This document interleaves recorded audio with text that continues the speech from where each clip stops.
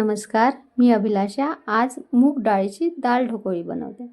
त्यासाठी कणकेमध्ये ओवा, हळद, तिखट, मीठ आणि तेल टाकून कणकेला व्यवस्थित लावून घेतले आणि पाणी टाकून कणकेचा घट्टसा गोळा बनवून घेतला।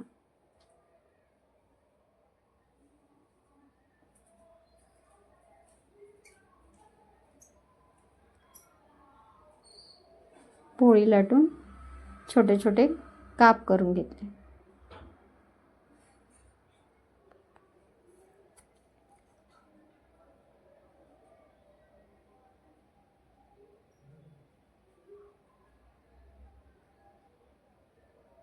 याचप्रमाणे सर्व काप तयार करून ठेवले।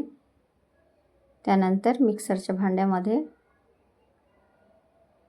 लसूण, अद्रक, गोड निमपत्ती, जिरे टाकून पेस्ट तयार केली। कढईमध्ये तेल टाकले, त्यामध्ये मोहरी, हिंग, मेथीदाणा आणि वाटलेली पेस्ट,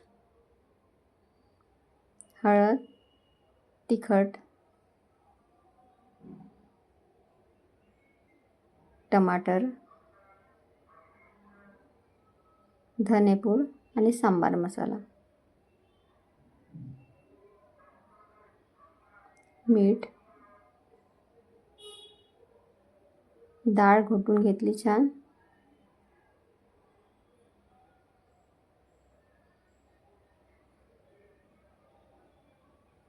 डाळ फोडणीला टाकली।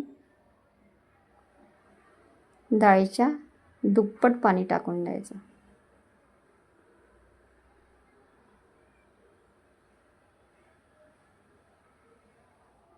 डाळीला उकळी आली की त्यामध्ये निंबू आणि सर्व काप टाकायचे।